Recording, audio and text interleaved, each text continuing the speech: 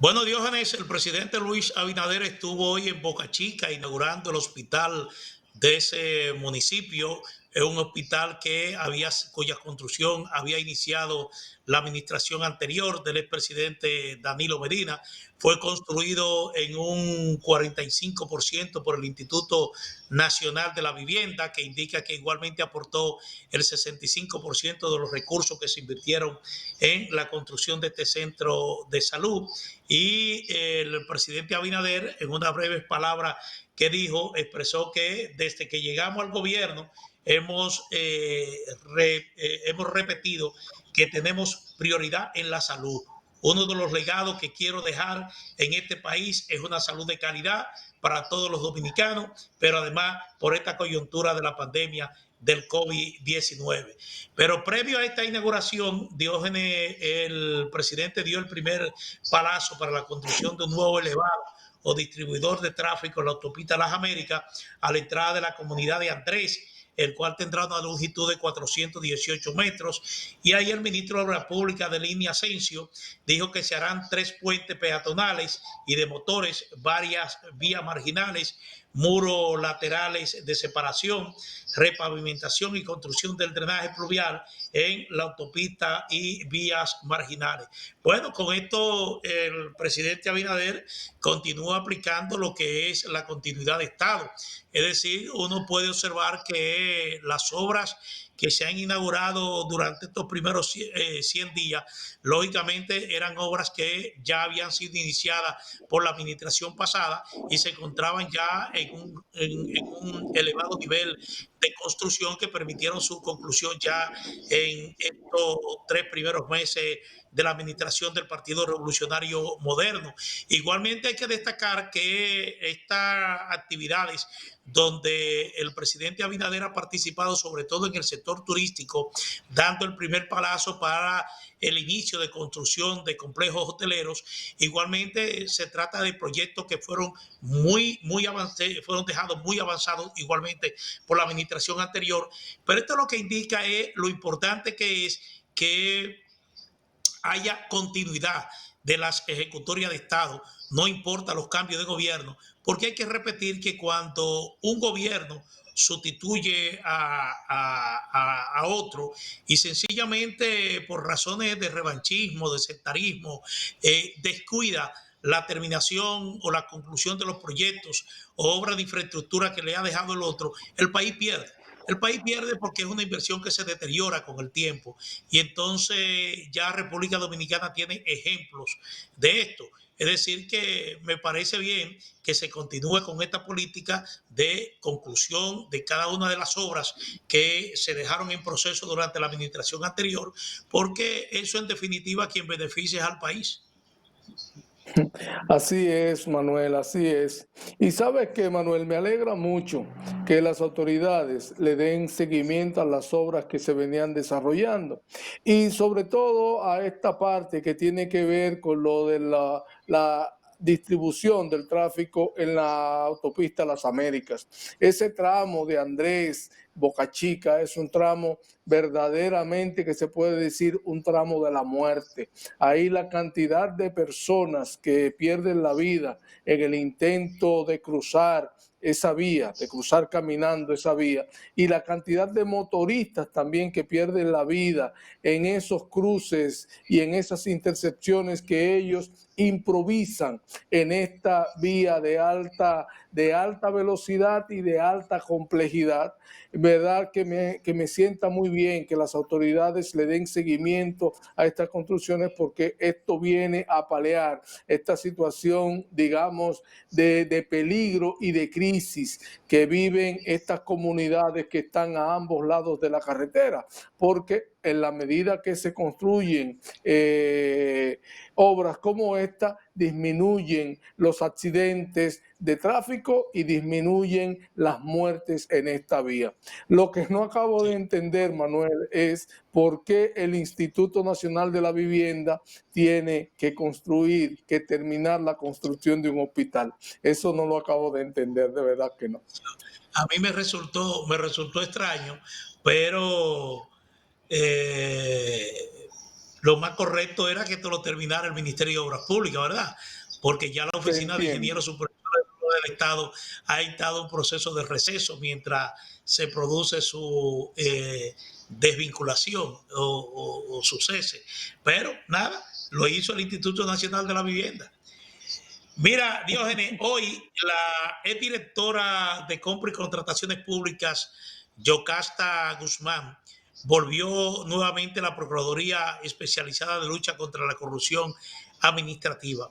Lo que ella y su abogado dijeron a la prensa que le recibió cuando ya entraban al interior del edificio aquí en el Centro de los Héroes, es que se presentaron a depositar documentos que habían quedado en traer en el último interrogatorio que se le practicó a ella. El caso es relativo al tema de la INAIP.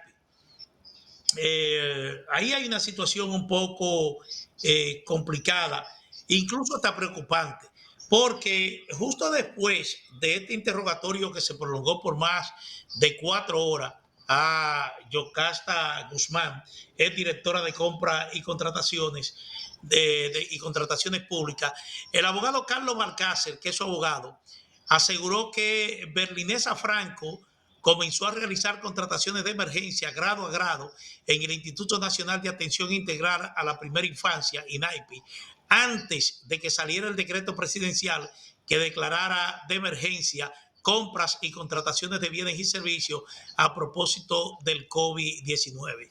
De acuerdo a esta declaración del abogado, esos procesos escapaban al control de la Dirección de Compra y Contrataciones Públicas, que en ese entonces era gestionada por su clienta Yocasta Guzmán, quien ha comparecido 3 veces a la Procuraduría Especializada de Persecución de la Corrupción Administrativa PECA para ser interrogada sobre los procesos de compra irregulares realizados cuando Berlinesa Franco lideraba el INAIPI. Hasta ahí la información que se está publicando en el día de hoy. Y digo que este es un hecho incluso hasta lamentable, porque me parece que lo peor que podría suceder es que antiguos funcionarios de la administración del expresidente Danilo Medina comiencen a tirarse las cajas y los cajones, como se dice popularmente, porque se trata de una situación que solo beneficia al Ministerio Público, que encuentre en esto una buena muleta con la que apoyarse para proceder en contra de los funcionarios que están siendo investigados. Y entonces, al parecer aquí ha habido un enfrentamiento entre estas dos damas por que en un interrogatorio anterior, Berlinesa Franco estuvo diciendo que los procesos de compra y contrataciones que hizo la INAIPI lo hizo con la compañía de la Dirección de Compras y Contrataciones, cosa que contradice la antigua incumbente de ese organismo, Yocasta Guzmán. Pero hay que recordar que lo que ha desencadenado toda esta investigación relativa a las últimas compras que hizo INAIPI durante el periodo de emergencia, ese proceso de compra fue anulado. Ahí no se pagó un centavo. Es decir, ese proceso de compra, aunque se licitó, no se pudo ejecutar porque tú recordarás que uno de los comerciantes o de los empresarios que participó en ese proceso denunció que ahí había ocurrido una supuesta irregularidad y entonces esa licitación se paralizó. El entonces presidente de entonces ordenó una investigación que concluyó con la destitución de Berlinesa Franco y que el caso fuera a los tribunales de justicia. Pero hay que recordar que no se hizo ninguna compra producto de esta licitación y que tampoco el Estado desembolsó un solo centavo.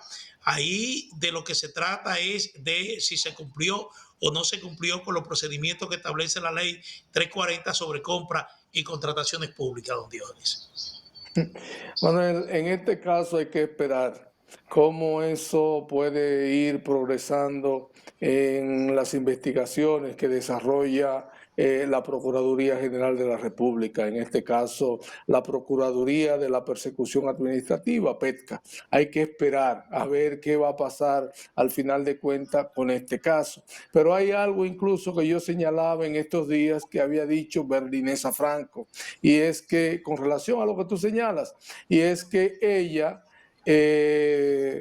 no había renunciado cuando fue destituida, cuando el decreto decía que ella había renunciado. Y yo decía en ese momento que entendía que las autoridades trataban de protegerla un poco, diciendo que ella había renunciado y que como había renunciado había que sustituirla. Pero entonces ahora, en medio del conflicto y las discusiones con Yocasta Guzmán, la directora de compras y contrataciones de la gestión anterior, ella saca a relucir, la propia Berlinesa Franco, que ella no había renunciado, sino que a ella la cancelaron. No sé por qué razón ella sacó eso a relucir, en verdad que no. Pero hay que esperar a ver cómo progresa este tema en el PETCA, que es la institución que está desarrollando la investigación al respecto. Adelante, Emanuel.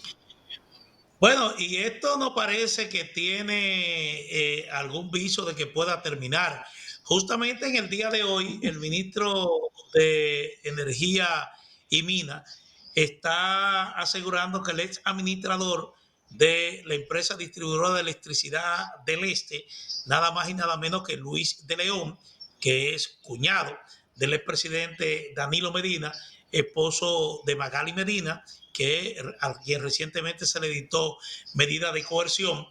Él está diciendo de que mientras él se desempeñó al frente de este, ahí había lo que él define un clan de dos cabezas que manejaban todas las licitaciones que se hacían en esa institución.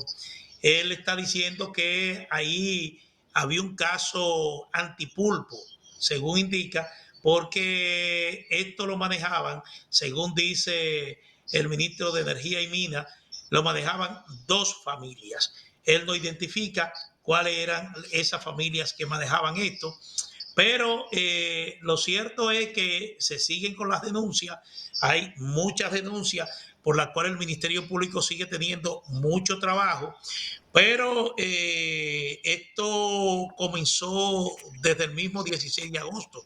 Es decir, las denuncias sobre irregularidades, sobre faltantes, sobre cosas que se hicieron mal hechas, comenzaron a llover desde el mismo 16 de agosto. Es decir, que vamos a esperar hasta qué punto el Ministerio Público comprueba todas estas denuncias que se han hecho, porque en muchos casos, en muchos de estos casos, habría que tener resultados de auditoría de esas instituciones que pongan en evidencia las irregularidades que se han estado denunciando, porque no se puede hacer denuncia de manera alegre y que no esté sustentada en la debida prueba. Sí, yo espero realmente que esta auditoría que están en curso, según se ha anunciado desde el gobierno, yo espero que esas auditorías, después que culminen, entonces, nada, se investiguen, se abran y se compruebe si real y efectivamente se registraron irregularidades graves que ameriten la intervención del Ministerio Público, ¿verdad? Así es, Manuel, así es. Y de hecho, el ministro de Energía y Minas dijo que se está levantando auditoría, que una firma privada está levantando una auditoría con respecto a este tema. Y cuando leí de que una firma privada estaba levantando una información respecto a este tema, me pregunté, ¿y una auditoría privada tiene validez como para llevar a los tribunales? Porque tengo entendido que solo una auditoría de la Cámara de Cuentas tiene validez ante los tribunales de la República. O sea, no entendí por qué el ministro de Energía y Minas decía que habían contratado una empresa privada para levantar una auditoría al respecto, pero ya veremos a ver qué pasa. Y Manuel, ¿y sabes qué? Tú señalas que desde el 16 de agosto están surgiendo los casos, y sabes que no, te recuerdo que ya en la transición habían temas ya muy específicos, muy puntuales. Recuerda el caso del AC30 que sacó a relucir el director de presupuesto, a quien ya habían anunciado como director de presupuesto. Ese fue el primer caso que salió a relucir y salió a relucir durante la transición, cuando el PRM todavía ni siquiera había asumido el gobierno de manera formal. Adelante, Manuel. Bueno, tú tienes que recordar que el propio presidente de la República dijo al país que no confiaba en la actual Cámara de Cuentas. Y justamente en estos momentos está en el proceso de sustitución de los miembros de la Cámara de Cuentas porque ya llegaron a el tiempo para el cual fueron escogidos. Y entonces lo que se espera es que los nuevos miembros de esa Cámara de Cuentas, en la que evidentemente sí va a confiar la actual administración de gobierno, entonces de alguna manera comience a validar las auditorías que fuesen realizadas tanto por la Contraloría General de la República como por empresas privadas. No estoy muy al tanto cómo desde el punto de vista legal se podría legitimizar esas encuestas. La Cámara de Cuentas podría legitimizar esas encuestas si la Cámara de Cuentas no ha intervenido en su aplicación y desarrollo, ni tampoco ha contratado a las firmas privadas que están a cargo de estas auditorías, porque la ley sí faculta a la Cámara de Cuentas a contratar firmas privadas debidamente calificadas para realizar auditorías en instituciones del Estado. Es decir, eso sí lo establece la ley.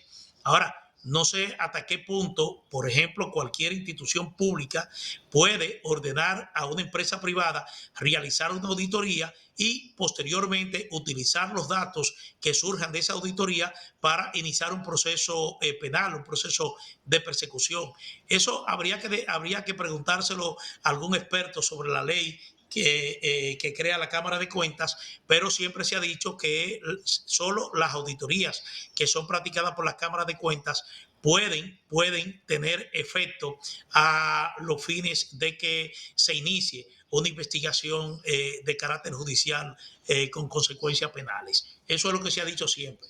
Pero habría, vuelvo y te repito, que hablar con algún experto sobre el tema, pero esto ha salido publicado en los medios, sobre todo a raíz precisamente de que se anunciara de que la Cámara de Cuentas no había practicado auditorías en la gestión anterior y que las auditorías a partir de entonces iban a estar siendo ejecutadas por la Contraloría General de la República, y ahí surgió el tema entonces de que auditorías realizadas por la Contraloría General de la República no tendría esa fuerza de ley para ser utilizada en un sometimiento judicial. Justamente Mira, eso, Manuel. sí, ¿eh? No, Sí, que lo que sí justamente está, eso. sí, lo que sí está sobre el tapete, Diógenes, son las cancelaciones en el Ministerio de Educación. Al principio, en el día de ayer, se estuvo informando de que alrededor de 22,000 trabajadores, fundamentalmente administrativos, del Ministerio de Educación habían sido despedidos. Hoy hay una confirmación del ministro de Educación, Roberto Fulcar, donde él confirma que se ha procedido a cancelar el personal de ese ministerio, pero dice que no se trata de personal de carrera, ni de la carrera docente, ni de la carrera administrativa. Dice él, no se ha removido un solo personal de carrera docente ni carrera administrativa. Si alguna autoridad, dice, cometió un error y se incluyó algunas personas con estas condiciones, las instrucciones es que sean revertidas inmediatamente. De hecho, ya se está anunciando de que hay un par de casos donde se está anunciando la revocación de cancelaciones. Se trata de una mujer afectada de COVID-19 que se encontraba en licencia, que fue despedida, y se está anunciando en el día de hoy que se procedería a su restitución. Y se está hablando igualmente de otra persona con, no precisamente en condiciones de salud, pero sí en una situación económica complicada, porque es madre soltera de cinco hijos, y entonces en ese caso igualmente se está diciendo que se está procediendo a su restitución. Ahora, lo criticable es, de todas maneras, es que en una época navideña y en una situación sanitaria como la que se encuentra en República Dominicana, se envíen tantas personas a las calles. Ellos se están reclamando el derecho que tiene el Partido Revolucionario Moderno de colocar sus dirigentes, sus activistas y sus militantes en cargos públicos, pero no sé si a veces hay que observar las condiciones en que está el país, porque lo cierto es que ya por efecto mismo de la pandemia hay mucho desempleo en la República Dominicana, y que el gobierno entonces esté mandando más gente a la calle. Yo creo que esto de ninguna manera ayuda a soliviantar la situación económica que está afrontando el país. Manuel, esto es solo un reflejo de lo que ha sido la administración pública en la República Dominicana desde los tiempos históricos. Eso es solo un reflejo.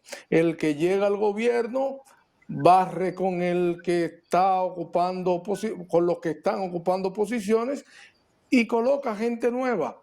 Eso es la historia, esa es la historia en la República Dominicana. Hace unos años yo entrevisté a un alcalde de España con relación a cuántas personas y en algún momento le pregunté que cuántas personas él tenía capacidad para colocar durante su gestión. ¿Y sabe lo que me respondió?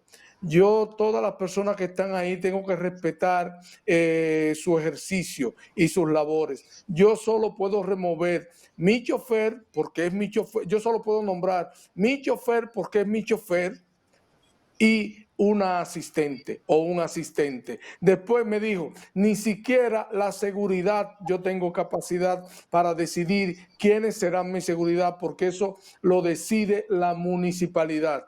Pero en el caso de la República Dominicana, el que llega a la administración pública no contempla nada, Manuel, no contempla nada. Eso barre y trae gente nueva, barre y trae gente nueva. Y eso lo está haciendo el Partido del Cambio, el Partido Revolucionario Moderno, y lo han hecho todos los que lo precedieron en la República Dominicana. Se entiende que en algún momento eso debe cambiar. Se entiende, pero todavía no estamos en ese estadio. Al parecer, todo seguirá igual con relación a esta materia. Adelante, Manuel. Bueno, se han hecho esfuerzos para tratar de cambiar eso. Tú recuerdas con la ley de servicio civil y carrera administrativa, que posteriormente fue reemplazada por la ley de función pública. Y entonces uno dice que se avanza, pero se retrocede. Sí, así es que vivimos, como el cangrejo. Mira, Diógenes, en el día de hoy se ha estado divulgando un documental realizado por un periodista europeo, me parece, de una cadena de televisión, me parece que alemana, donde está prácticamente definida una nueva campaña de descrédito contra la República Dominicana. En ese reportaje se está afirmando que desde República Dominicana se están secuestrando niños haitianos, es decir, hay personas que se dedican a secuestrar o sencillamente a comprar estos niños en la zona fronteriza, lo traen al lado dominicano, de acuerdo a este reportaje, y lo someten a esclavitud, a condiciones de esclavitud en el trabajo, incluso se llega al colmo de decir que en República Dominicana se están patrocinando peleas, enfrentamientos entre niños haitianos, es decir, como si se tratara de un deporte. Igualmente de que se utilizan niñas haitianas para explotarlas sexualmente, y que anualmente desde República Dominicana se secuestran, oye bien, alrededor de 30.000 niños haitianos que son traídos aquí al territorio nacional a realizar labores agrícolas, sencillamente a explotarlo. Y entonces a mí me extraña que aún a estas alturas ninguna autoridad dominicana ha salido al frente a ese documental que ha estado circulando a través de las redes sociales y que no es descartable que se conozca en gran parte del mundo. porque dice que la información la obtiene a través de una ONG que opera aquí en la República Dominicana y que son de esa ONG que supuestamente se dedican a ser defensora de los derechos humanos de los inmigrantes haitianos, pero que en definitiva utilizan esto como un negocio para obtener donaciones de instituciones y personas caritativas en Europa, en Estados Unidos y otras partes del mundo, y lo hacen a través de la explotación de la mentira y de sobredimensionar situaciones ni siquiera imaginables que supuestamente atraviesan los haitianos que cruzan la frontera y que se radican en República Dominicana. Otra campaña más de descrédito contra República Dominicana, y uno no duda de que este tipo de información manejada, este tipo de información amarilla, sea utilizada por algún organismo internacional sencillamente para volver a recalcar de que en República Dominicana supuestamente se violentan los derechos humanos de los haitianos inmigrantes. Otro hecho más. Manuel, tú lo acabas de decir, otro hecho más que se suma a la cadena que se ha venido levantando durante años en contra de la República Dominicana. De eso se trata, solo un hecho más. Pero las autoridades están en la obligación de salir y darle respuesta a esto porque se trata de algo muy delicado y que daña bastante la imagen internacional del país. Adelante. Y esto tú recuerdas que recientemente estuvo aquí el canciller haitiano, Hace una Klaus semana. Joseph, me parece. Hace una semana estuvo el canciller haitiano y él se quejaba de esa supuesta narrativa negativa de República Dominicana hacia Haití. Es decir, dice que esa queja se le expresó nada más y nada menos que al canciller de República Dominicana. Es decir, que él entendía que la narrativa negativa que se lanza desde República Dominicana a Haití en nada ayuda a una política de buena vecindad. Y uno se pregunta, y estos documentales que se difunden a través de cadenas de televisión en el mundo, ayuda a una buena vecindad entre Haití y la República Dominicana? Es la pregunta que uno se formula. Porque de hecho, Manuel, donde se registran secuestros de personas con cierta regularidad es en Haití. En la República Dominicana no se reportan hechos de secuestros. Donde En sí estos, se reportan en hechos de estos dos secuestros últimos en días, Haití. claro, en estos dos últimos días, la población haitiana, cientos de haitianos, salieron a las calles a expresar su protesta y su condena por la cantidad de secuestros que han estado ocurriendo en las últimas semanas en Haití. Y no solamente son secuestros de personas adineradas o de personas que trabajan en organismos internacionales, sino que secuestran incluso hasta estudiantes cuando van camino a su escuela, a su colegio.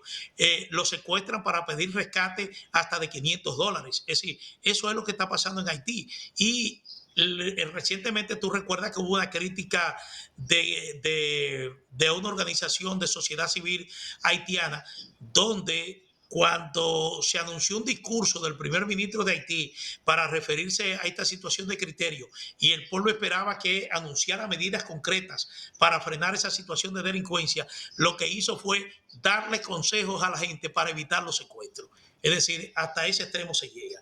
Entonces, lo cierto es que vamos a esperar alguna reacción del gobierno dominicano sobre este reportaje, un reportaje a todas luces fabricado y con informaciones traída por las greñas y ofrecida de manera interesada por una ONG que opera en la República Dominicana bajo el supuesto legato de defender los derechos humanos de los inmigrantes haitianos. Bueno, Diógenes, llegamos al final de esta propuesta de la noche por Digital 15. Así es que vamos a desearle un buen fin de semana a los amigos televidentes e invitarlos para el lunes a las 6 de la tarde para que estén nuevamente con nosotros por Digital 15. Así es que buenas noches.